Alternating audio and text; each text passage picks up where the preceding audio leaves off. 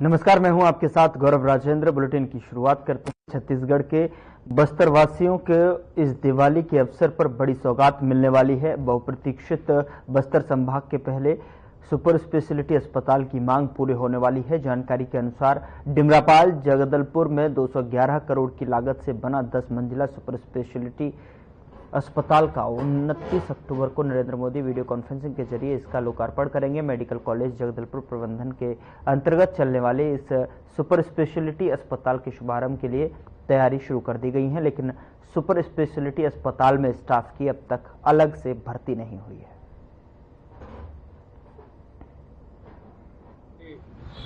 यशस्वी प्रधानमंत्री नरेंद्र मोदी जी जैसे कि गारंटी पे गारंटी देने वाले मोदी जी आप सब जानते हैं।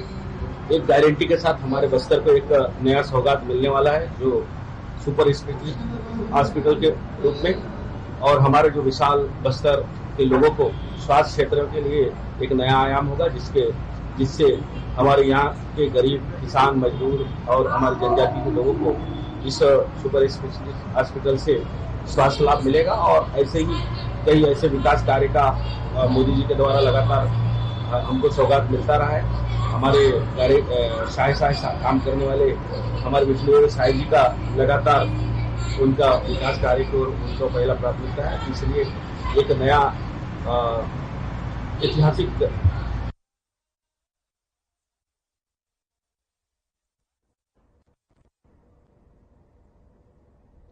छत्तीसगढ़ राज्य लघु वनोपज फंड मुंशी कर्मचारी महासंघ की तरफ से जिला मुख्यालय कलेक्टर रोड शीतला मंदिर में एक दिवसीय धरना प्रदर्शन किया गया। वहीं बीजेपी पर वादा खिलाफी का आरोप लगाया। महासंघ का कहना है कि मोदी की गारंटी के तहत हमारी मांगें सरकार पूरी करे, और पिछले चुनाव में बीजेपी के घोषणा पत्र में स्पष्ट कहा गया था कि फंड मुंशियों को कमीशन के अतिरिक्त 25,000 रुपये सालाना मानदेय दिया जाएगा, लेकिन एक साल बीत जाने के बाद भी घोषणा पत्र का वादा पूरा नहीं हुआ। वहीं दूसरी मांग, हर साल फंड मुंशियों की नियुक्ति रद्द की जाए और जो कार्य कर रहे हैं उनको यथावत रखा जाए। अपनी मांगों को लेकर जिला प्रशासन को ज्ञापन सौंपा। वहीं जल्द मांग पूरी नहीं करने पर आगे उग्र आंदोलन की चेतावनी भी दी है।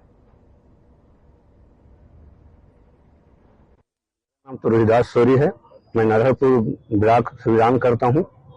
हमारी मांग ये है कि भाजपा के जो घोषणा पत्र है कि हम फंड मुंशियों को कमीशन के अतिरिक्त 25,000 रुपये देंगे करके, वो है प्रमुख मांग। और दूसरी मांगे हमारे ये है कि प्रति वर्ष नियुक्ति अलग से किया जाता है। अलग उसी को भी रखेंगे, लेकिन नियुक्ति को अलग करते हैं वो भी ना किया जाए। हमारी ये मांग है और यथावत रहे। और अगर हमारी मांगे सरकार अगर नहीं मानती है, आगे हमारा उग्र आंदोलन करेंगे। सड़क पर उतर करके हमको सदन तक के जाने को पड़े तो हम सदन तक के जा सकते हैं।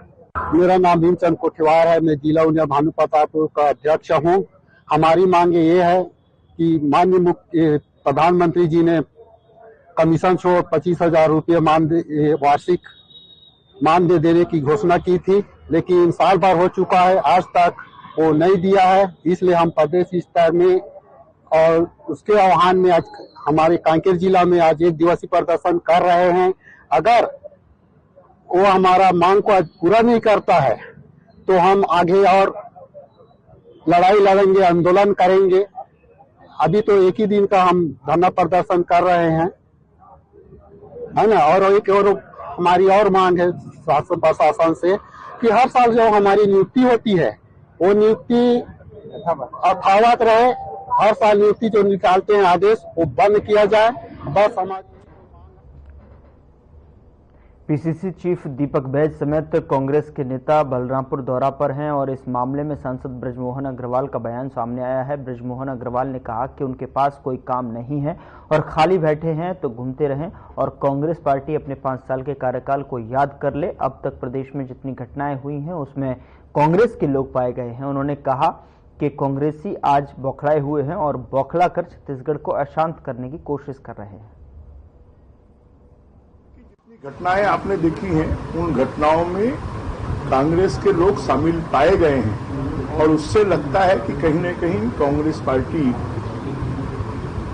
जो कभी जिसने सोचा नहीं था कि 5 साल में ही उनको जनता विदा कर देगी, घरों में बैठा देगी।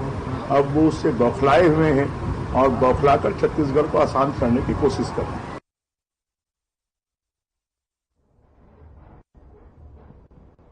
उधर छत्तीसगढ़ में साय कैबिनेट की बड़ी बैठक होने वाली है। बता दें कि मुख्यमंत्री विष्णुदेव साय की अध्यक्षता में ये बैठक होगी और 28 अक्टूबर को नवा रायपुर के मंत्रालय में आयोजित इस बैठक में कई अहम मुद्दों को लेकर चर्चा की जाएगी।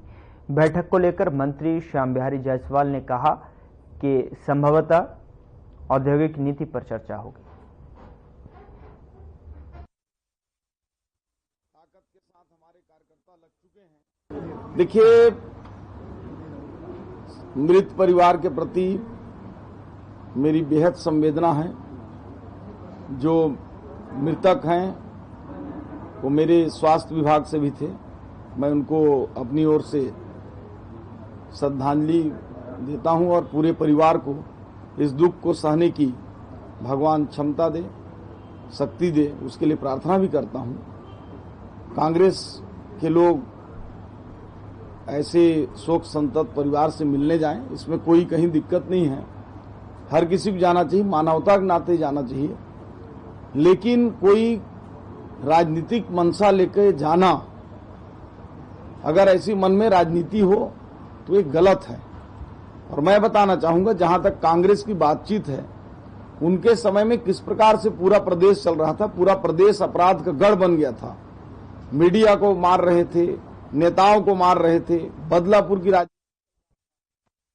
आजादी के 77 साल बाद भी लोगों को शौचालय बनाने के लिए दर दर भटकना पड़ रहा है। आपको बता दें कि दरभंगा ब्लॉक जो है लेंद्रा पंचायत से तपती धूप में 25 किलोमीटर दूर जो है जिला कलेक्टर से महिलाएं इसलिए मिलने आई हैं कि उनके पंचायत में शौचालय और पानी नहीं है और ना ही आंगनवाड़ी भवन है।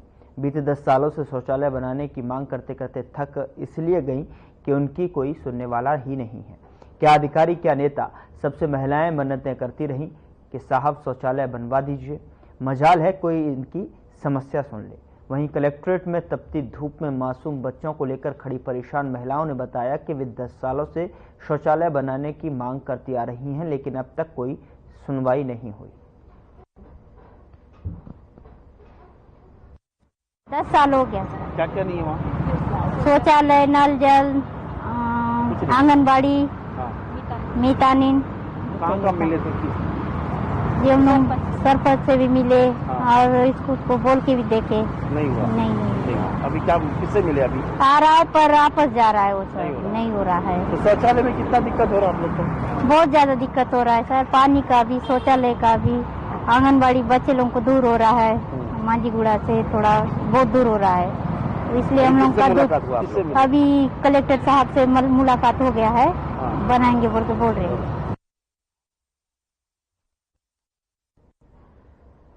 उधर महासमुंद परिवहन विभाग ने छत्तीसगढ़ राज्य शासन के अनुसार जिले में चलने वाले यात्री वाहनों और स्कूल बस में जीपीएस और पैनिक बटन को अनिवार्य कर दिया है। परिवहन विभाग ने मामले में सख्ती बरतते हुए महासमुंद के बस स्टैंड में पहुंचकर सभी यात्री बसों में जीपीएस और पैनिक बटन और यात्रा भाड़ा लगाना अनिवार्य कर दिया है। नियमों का पालन नहीं करने वाले बस के मालिकों पर परिवहन विभाग सख्त कार्रवाई करेगा। साथ ही आपको बता दें कि जीपीएस बटन में लगे सेंसर का कनेक्शन 112 के कंट्रोल रूम से लिंक होगा। बटन दबाते ही 112 के पास बस की लोकेशन मिल जाएगी और किसी भी अप्रिय घटना घटित होने से पहले वाहन में सवार व्यक्ति को बचा लिया जाएगा।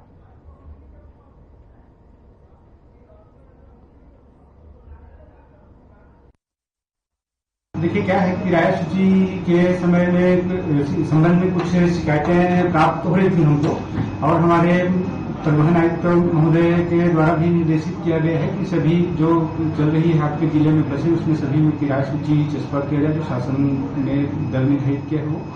तो हम कल सभी बस में महासमुंद बस स्टैंड से जितने भी बस निकलती है सभी रूट के, उसमें किराया सूची जो शासन द्वारा निर्धारित है वो चस्पा किए हैं और सभी बस वालों को चेतावनी दिए हैं कि ये निर्धारित दर के अनुसार ही किराया लें।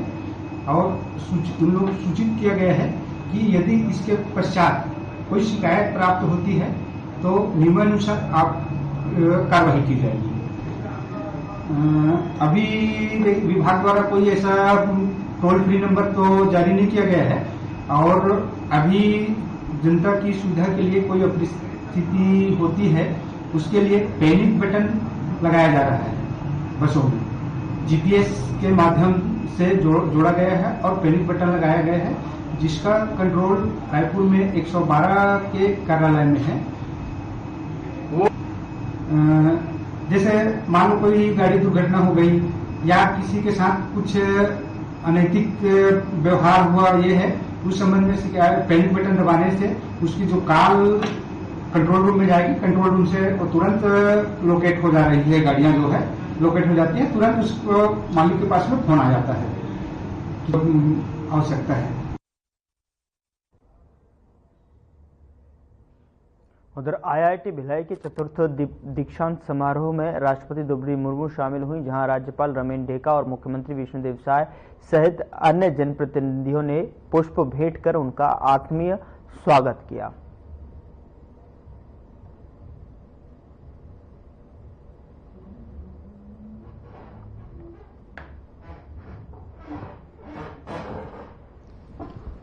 आज आईआईटी भिलाई के तृतीय एवं चतुर्थ दीक्षांत समारोह में आज के कार्यक्रम की मुख्य अतिथि हमारे देश की आदरणीय राष्ट्रपति महोदया श्रीमती द्रौपदी मुर्मू जी, छत्तीसगढ़ के सम्माननीय राज्यपाल महोदय श्री रामेन डेका जी, आईआईटी के सम्माननीय चेयरमैन साहब, आईआईटी के डायरेक्टर साहब, हमारे छत्तीसगढ़ सरकार के पूर्व मंत्रीगण, विधायकगण, अधिकारीगण, आईआईटी भिलाई के समस्त स्टाफ और मेरे प्यारे छात्र छात्राओं, हम सभी के लिए बड़े ही गौरव की बात है कि छत्तीसगढ़ के गौरवशाली शिक्षण संस्थान आईआईटी भिलाई के तीसरे और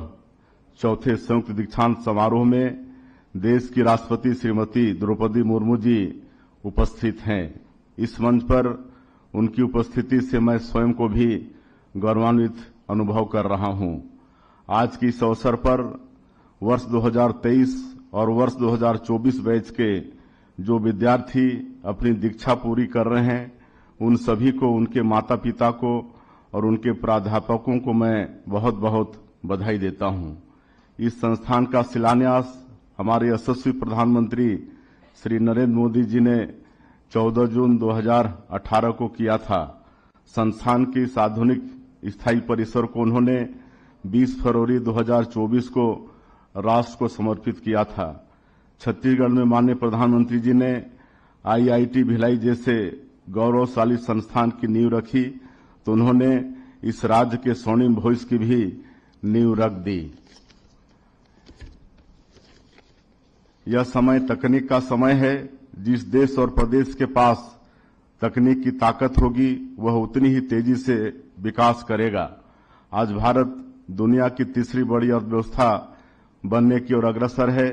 हम विकसित भारत और विकसित छत्तीसगढ़ निर्माण का संकल्प लेकर आगे बढ़ रहे हैं। यह लक्ष्य तकनीक को हासिल किए बिना हासिल नहीं किए जा सकते। यह हमारा सौभाग्य है कि राज्य में आईआईटी भिलाई के साथ साथ ट्रिपल आईटी, एनआईटी जैसे उत्कृष्ट संस्थान मौजूद हैं। ये संस्थान तकनीक से लैस एक ऊर्जावान पीढ़ी का निर्माण कर रहे हैं जो देश और राज्य के आर्थिक विकास में महत्वपूर्ण भूमिका निभाने वाली है। आज जो विद्यार्थी यहाँ डिग्रियां प्राप्त कर रहे हैं उन्हें निश्चित रूप से इस बात पर भी गर्व होगा कि उन्होंने देश के सर्वश्रेष्ठ संस्थानों में एक आईआईटी भिलाई से शिक्षा प्राप्त की है। आईआईटी भिलाई हमारे राज्य में एक अत्याधुनिक आईटी पार्क की स्थापना के लिए हमारी सरकार के साथ मिलकर काम कर रहा है। यह इस राज्य का पहला आईटी पार्क होगा। इससे सूचना प्रौद्योगिकी के साथ साथ स्मार्ट मैन्युफैक्चरिंग, परिवहन, एग्रीटेक और हेल्थ टेक के क्षेत्र में भी युवाओं के लिए अवसर खुलेंगे। इसी तरह आईआईटी भिलाई हमारी सरकार के साथ मिलकर छत्तीसगढ़ में एक विद्या समीक्षा केंद्र स्थापित करने का काम कर रहा है। यह केंद्र छत्तीसगढ़ के स्कूलों के लिए के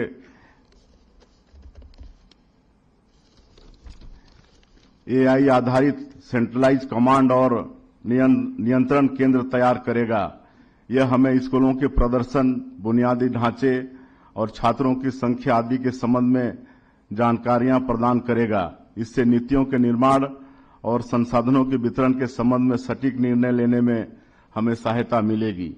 यह गौरवशाली संस्थान बस्तर संभाग के दंतेवाड़ा जिले में वहां के नागरिकों को कुपोषण और एनीमिया के दुष्चक्र से बाहर निकालने में तकनीकी सहयोग भी दे रहा है। छत्तीसगढ़ के विकास के प्रति आईआईटी भिलाई की प्रतिबद्धता का मैं स्वागत करता हूं। मैं आश्वासन देता हूं कि राज्य सरकार द्वारा भी भविष्य में संस्थान को निरंतर समर्थन जारी रहेगा। आज आप लोगों के बीच उपस्थित होकर और आप लोगों का उत्साह और ऊर्जा देखकर मुझे विश्वास हो रहा है कि विकसित भारत और विकसित छत्तीसगढ़ के निर्माण का हमारा सपना शीघ्र पूरा होगा। मैं दीक्षांत समारोह में प्रतिभागी सभी छात्र छात्राओं, उनके माता पिता और प्राध्यापकों को पुनः बधाई देता हूं और माननीय राष्ट्रपति महोदया जी का पुनः आभार। उन्होंने यहां पर आकर हम लोगों को अनुग्रहित किया। जय हिंद, जय Chhattisgarh.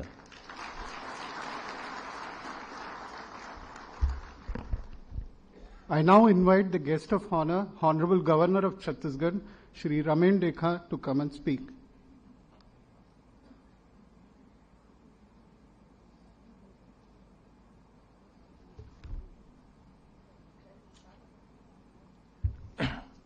Namaskar.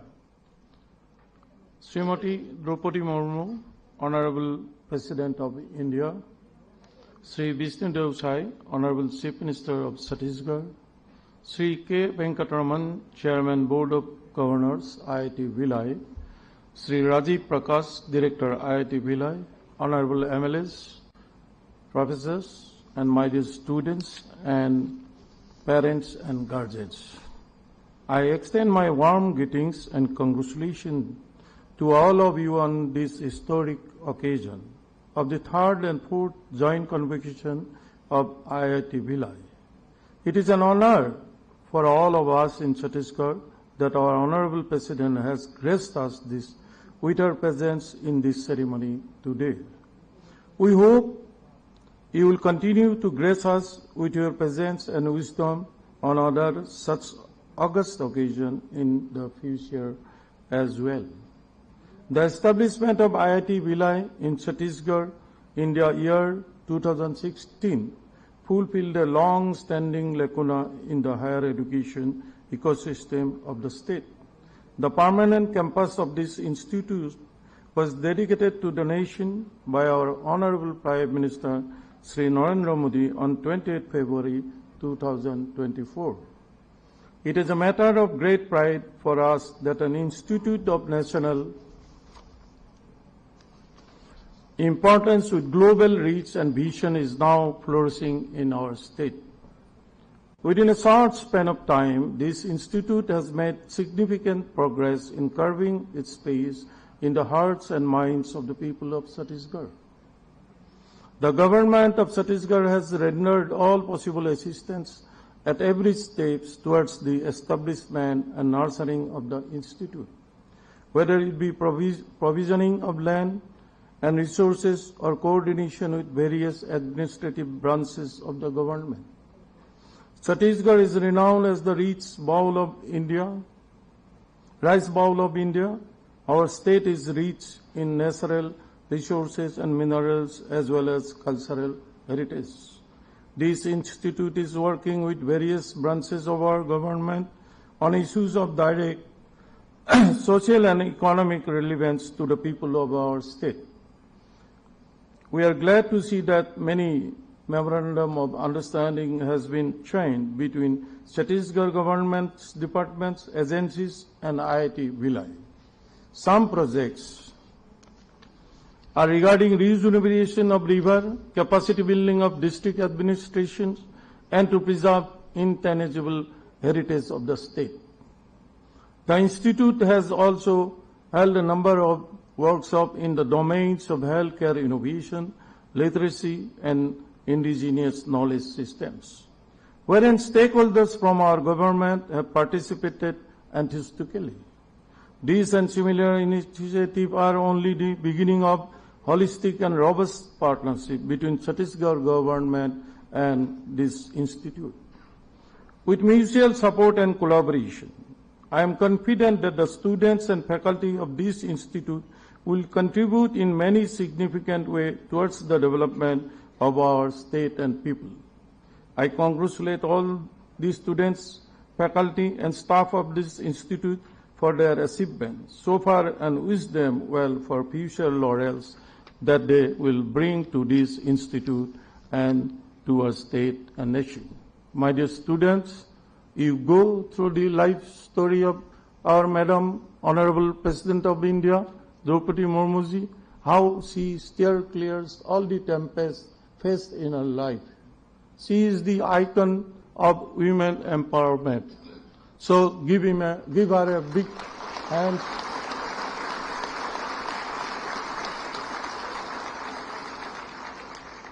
Once again, I thank Honorable President for her gracious presence in this occasion. All the best, my dear students. Thank you. Jai Hind, Jai Chhattisgarh.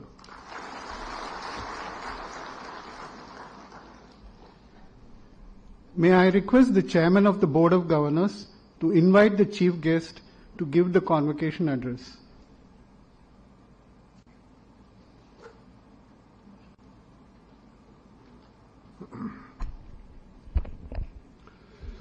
Before I invite our inspiring President, Srimati Draupadi Murmu, let me just, since she has such an inspiring biodata, let me just give you a brief of her biodata. Srimati Draupadi Murmu was sworn in as the 15th President.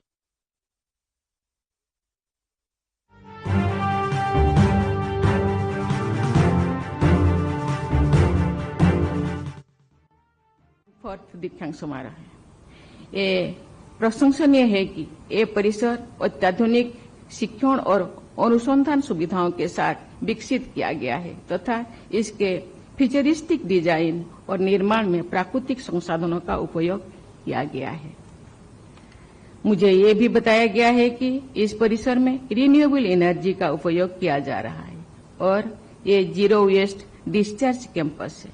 पर्यावरण संरक्षण को बढ़ावा देने वाले इन सभी प्रयासों के लिए मैं IIT भिलाई की पूरी टीम को सराहना करती हूँ।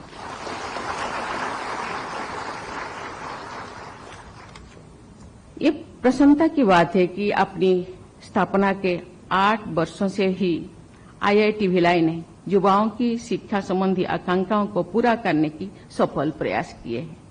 छत्तीसगढ़ की धरती आदिवासी संस्कृति और परंपराओं से समृद्ध है। जनजातीय समाज के लोग प्रकृति को करीब से समझते हैं और सदियों से पर्यावरण के साथ समन्वय बनाकर जीवन यापन करते हैं। आदिवासी भाई बहन प्राकृतिक जीवन शैली के माध्यम से संचित किए हुए ज्ञान का भंडार है। इसको समझकर और उनकी जीवन शैली में से सीखकर हम भारत के सतत विकास में महत्वपूर्ण योगदान दे सकते हैं। लेकिन देश का संपूर्ण विकास तभी संभव है यदि हमारे जनजातीय भाई। IIT भिलाई दीक्षांत समारोह में आप सुन रहे थे राष्ट्रपति द्रौपदी मुर्मू को, जिसमें कि उन्होंने अपने संबोधन में वहां पर संबोधित किया। फिलहाल बुलेटिन में इतना ही। नमस्कार।